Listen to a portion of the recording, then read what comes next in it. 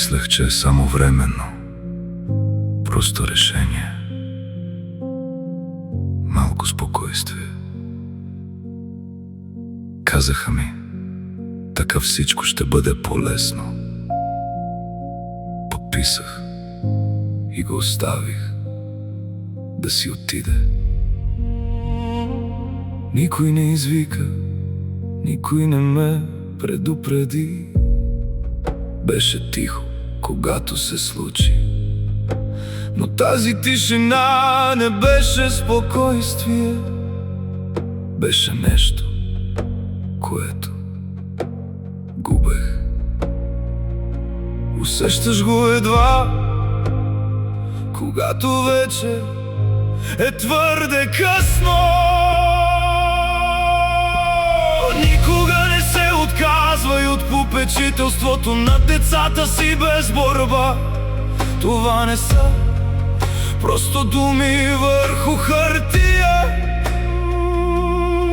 Това са дни, които никога няма да си върнеш. Това е живот, който продължава без теб. Мислех, че правя правилното нещо. Сега стоя отстрани и гледам как всичко се случва. Никога не се отказвай от попечителството на децата си без борба. Иначе един ден ще свършиш там, където съм аз. Гледам ги как растат отдалеч, на снимки, които не съм направил аз. Чувам историите им от други хора, сякаш никога не съм бил част от тях. Имаше място на масата, но сега вече не е мое. Станах част от миналото, докато те станаха настоящи то без мен. Мислиш, че имаш време, но времето не избира теб. Никога не се отказвай от попечителството на децата си без борба. Това не са просто думи върху хартия.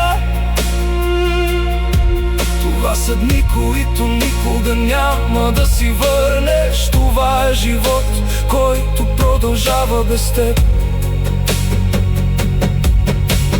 Мислех, че правя правилното нещо. Сега стоя отстрани и гледам как всичко се случва. Никога не се отказвай от попечителството на децата си без борба. Иначе един ден ще свършиш там, където съм аз.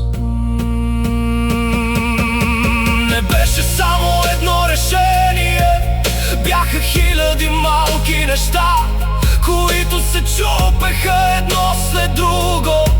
А аз просто стоях и гледах, сякаш това не беше собственият ми живот.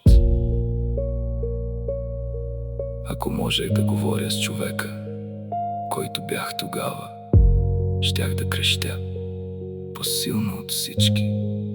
Но сега само аз останах тук, надявайки се, че ще чуеш преди да дойде.